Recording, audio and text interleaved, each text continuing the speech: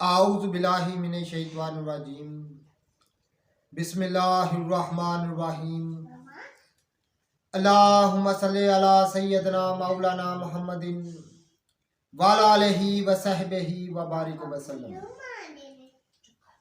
तमाम तारीफ़ें रब्बुल इज़्ज़त की हैं जो तमाम जहानों को पालने वाला है।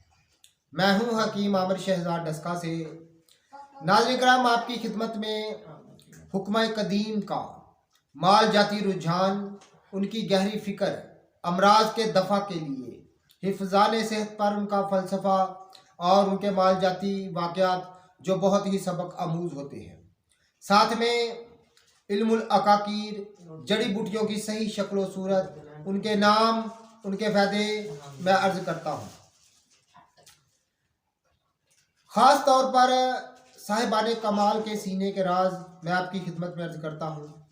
वो राज जो असरारे मख्फिया में से है, ख़ास मख्फी राज जो सीने में मख्फी थे, छुपे हुए थे, मैं उनसे पर्दा उठाता हूँ और आपकी खिदमत में अर्ज़ करता हूँ।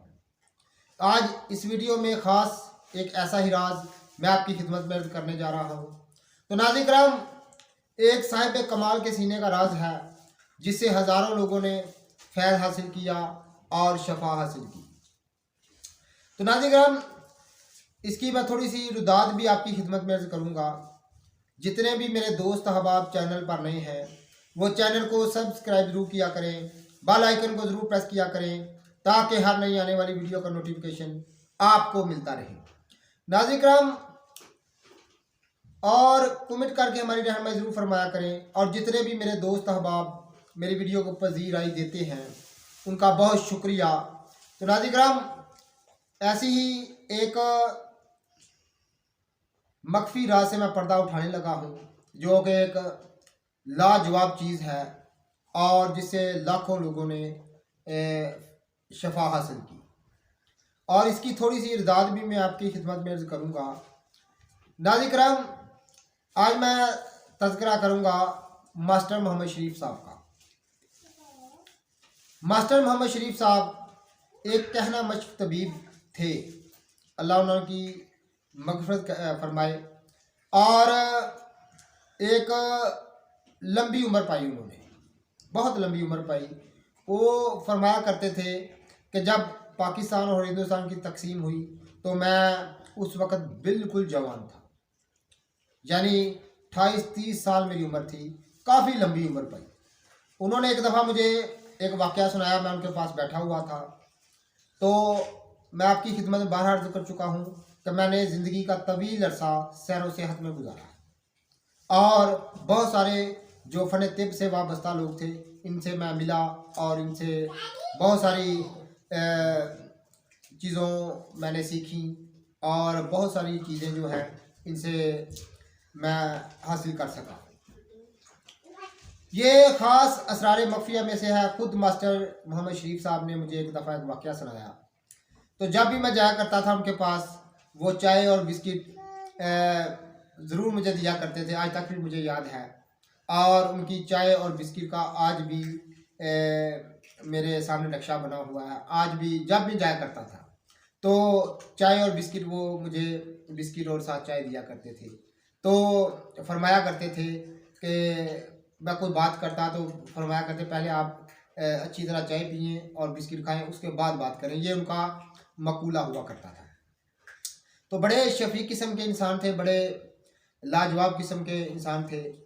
तो नाज़रीन किराम, उन्होंने काफ़ी लंबी उम्र पाई और कहना मश्क तबीब थे और तमाम किस्म की जो इलाज मुआलजा हैं इनको बाखूबी जानते। एलोपैथिक को बड़ी अच्छी तरह जानते थे वो, और प्रैक्टिस भी किया करते थे थोड़ी बहुत, और होम्योपैथिक भी वो प्रैक्टिस थोड़ी बहुत किया करते थे। लेकिन ज़्यादातर वो देसी हर्बल चीज़ें जो हैं, अद्वियात, ज़्यादा यही मरीज़ों को इस्तेमाल कराया करते थे।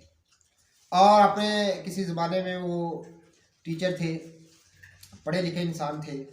तो काफ़ी जो फ़न तिब की जलील कदर कुतब हैं वो उन्होंने पढ़ की थी और काफ़ी ज़्यादा उनका तजर्बा था। बहुत लाइक किस्म के इंसान थे और आज भी मुझे उनका नक्शा याद आता है। जब मैं कभी किस ज़माने में, यानी 85 की दहाई के बाद मैं वहाँ जाना शुरू हुआ, यानी 85 की दहाई के बाद।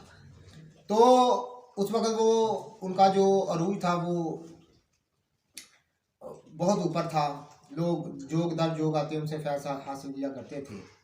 और ख़ास उनका एक मक़ूला मैं आपकी खिदमत में अर्ज़ कर दूँ कि मैं ऐसे लोग बहुत कम देखे हैं जो इस तरह के सादा लो इंसान हो। देखें वो पढ़े लिखे थे लेकिन फिर भी इतनी सादा ज़िंदगी वो गुजारते थे कि मैं आपको बता नहीं सकता।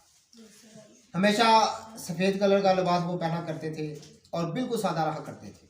उनके पास चूँकि वो एक सिलसिले में बैत थे और बैत किया करते थे, तो लोग उनके पास अपनी मुश्किलात और परेशानियां सुनाया करते थे। तो वो एक ही बात फरमाया करते थे, आज तक भी मुझे याद है, और इतनी मफीद तरीन बात कि आप भी ज़रूर इससे जो है वो नसीहत आपको भी मिलेगी। वो एक बात फरमाया करते थे, कोई परेशानी लेकर आता तो वो कहते कि तुम ऐसा करो कि जो कुछ भी तुम्हारे पास है, जो कुछ भी तुम्हारे पास है मौजूद है, तुम अल्लाह की राह में उसे खर्च कर दो। तुम अल्लाह की राह में उसे खर्च कर दो, कल तुम्हें अल्लाह 11 गुना ना दे तो आके मेरा गिरबान पकड़ लेना। यानी ये उनका मकूल, मैं खुद ये बात उनसे सुनी हुई है। वो जो भी उनको कोई मुश्किलात लेकर आता, कोई परेशानियाँ घरेलू नाचाकियाँ वगैरह ये वो ऐसी कोई बात सुनाता, तो वो यही फरमाते थे कि तुम जो कुछ भी अल्लाह तुम्हारे पास है तुम अल्लाह की राह में खर्च करो, और अगले दिन अल्लाह तुम्हें 11 गुना ना देगा तो मेरा गिरबान आकर पकड़ लेना। वो कहता कि परेशानियाँ, उन्होंने फरमाते थे कि परेशानियाँ ये तमाम चीज़ें इसलिए हैं कि तुम अल्लाह की राह में खर्च करना छोड़ दिया है, तो इसलिए तुम परेशानियों में घिरे आते हो। ये तवीज़ धागे ये दम दरूद क्या करेंगे कि जब तुम अल्लाह की राह में खर्च नहीं करोगे। तो यानी ये इस किस्म के दरवेश लोग थे।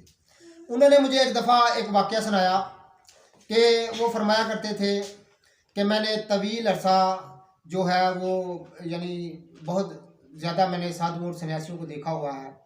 तो वो फरमाया कि हमारे इलाके में एक साधु था, ये वडाला संधुओं की मैं बात कर रहा हूँ, ये तकसीम पाकिस्तान और हिंदुस्तान के एरिया से पहले की मैं बात कर रहा हूँ। वो फरमाते थे कि वडाला संधवा में एक साधु था, तो लोग दो जोग दर जोग उसे एक दवा लेकर जाया करते थे, एक राख लेकर जाया करते थे। देखें नाज़रीन किराम, हम जिन चीज़ों को नकम्मा और मामूली ख्याल करते हैं, किस कदर रब्बुल इज़्ज़त ने उनमें शफा रखी है, ये साहिब कमाल लोग ही जानते हैं। तो इसलिए वो साहिब कमाल होते हैं कि जिन लोगों को हम नकम्मा और मामूली जानते हैं उनसे वो कसीर तादाद में लोगों का इलाज किया करते थे। वो फरमाते हैं कि एक साधु था जो हमारे इलाका में वडाला संधवा की मैं बात कर रहा हूँ, तो वो एक खाक दिया करता था अमराज दंदान के लिए, यानी दांतों की जुमला अमराज के लिए वो एक सवा, एक खाक, एक राख दिया करता था। तो उन्होंने उस राज से पर्दा उठाया था, मेरे सामने मुझे बताया था कि ये वो राज था। तो कहते हैं, वो फरमाते हैं, मास्टर साहब फरमाते हैं कि मैंने काफ़ी दफ़ा देखा लोग जोग दर जोग आकर उसे, हिंदू मुसलमान सब उस वक़्त तो एक जगह रहा करते थे, सिख वगैरह ये वो। तो चूँकि वो बड़ा गढ़ था सिखों का, वडाला संधवा जो है, संधू जो सिख थे बरादरी थी वहाँ, वो गढ़ है वो जगह जो है। तो वो कहते हैं कि साधु साहब जो है वो जो भी आता तो कागज़ में एक बहुत बड़ी पुड़िया दे दिया करते थे खाक की, तो लोग दांतों पर मला करते थे, दांतों को जुमला अमराज दूर हो जाया करते थे। मांसखोरा, पयोरिया, दांतों का हिलना, दांतों से खून आना, हर किस्म के दांतों के जुमला अमराज के लिए वो खाक क्या थी, एक तलिस्म था, एक जादू की पुड़िया हुआ करती थी। ये मुझे मास्टर मोहम्मद शरीफ साहब ने खुद बताया था। तो अल्लाह उनकी मग़फ़िरत फरमाए, बड़े नेक इंसान थे, बड़े लाजवाब किस्म के इंसान थे। ऐसे लोगों को अब देखने की आंखें तरसती हैं। इस दौर में तो हर तरफ मकरो फ़रेब ही नज़र आता है, जिस जगह जाएं तो को कमाल वाला इंसान, कोई साहिब कमाल, अब देखना क्या तो उसको सुनने को भी कान तरसते हैं। तो हमने अपनी आँखों से देखा है, जो काबिल लोग थे हम उनको देखा हुआ है अपनी आँखों से, बड़े लायक किस्म के इंसान थे। तो वो फरमाते हैं कि साधु साहब करते क्या थे, साधु साहब आक का पौधा यानी आक जो है आम जिसको मदार कहते हैं, इसको हर कोई बच्चा बच्चा जानता है, पाको हिंद की मशहूर बूटी है, हर जगह पैदा होने वाली है और हज़ारों मनों के टन के हिसाब से ये पैदा होकर तलब हो जाती है। तो नाज़िर इसके मशहूर मरकब हैं आयुर्वेदक भी और कराबादीन भी। गुलमदार हब गुलमदार जो इसकी गोली है वो कराबादीन का मशहूर मरकब नुस्खा है मैदे की जुमला बरात के लिए, और माना हुआ और बड़े बड़े लायक तबीब इसको इस्तेमाल करते हैं। और साधु सन्यासियों की ये मानी हुई बूटी है, कई दाते उपदाते कुश्ता करने में इस बूटी से बढ़कर कोई चीज़ नहीं आपको मिलती। तो नाज़िर और बेशुमार बदरी अमराज के लिए साधु सन्यासियों की मानी हुई बूटी है। तो कैसे कैसे गोहर नियाब अल्लाह ने ज़मीन पर बिखेरे हैं, लेकिन हम ख़जाने रखे हैं अल्लाह ताला ने, लेकिन हमारे पास इनकी चाबी नहीं है, हम इनको खोल नहीं सकते, देख नहीं सकते, क्योंकि चाबी से मुराद इल्म नहीं है, हम इनके मतलब जानते नहीं हैं। तो इसलिए हम इनको पैरों तले ढूंढ देते हैं, इनको फजूल और बेकार घास भूस समझ कर तो इनको नज़रअंदाज कर देते हैं। तो ये हमारी बेइल्मी है और इल्म से हम खाली हैं, इसलिए ये सब मामले हैं। तो नाज़िर वो मास्टर साहब फरमाते हैं कि वो साधु करता क्या था कि आग के पौधे जो हैं वो जड़ के ऊपर से तमाम का तमाम पौधा ही वो काट लेता था, छोटे छोटे टुकड़े बना लिया करता था, कुल्हाड़ी के साथ या किसी औजार के साथ छोटे छोटे टुकड़े कर लिया करता था, और पत्ते वगैरह सब ख़त्म कर दिया करता था। तो वो लकड़ियाँ अपने घर लेकर वो जमा कर लिया करता था, वो जमा कर लिया करता था। और जब उसको दुआ बनाना मकसूद होती तो एक बड़े आगदान में, यानी ये पुराने ज़माने की बात है कि बड़ी बड़ी अंगीठियाँ हुआ करती थी आग जलाने के लिए। तो जो जिन्होंने कदीम दौर देखा हुआ है, पुराना दौर देखा हुआ है, वो इस चीज़ को समझते हैं। तो नई नस्ल को इन चीज़ों का नहीं इल्म। तो बड़ी बड़ी अंगीठियाँ आगदान उनको कहा जाता है। वो बड़ी बड़ी अंगीठियाँ घर में हुआ करती थी आग जलाने के लिए।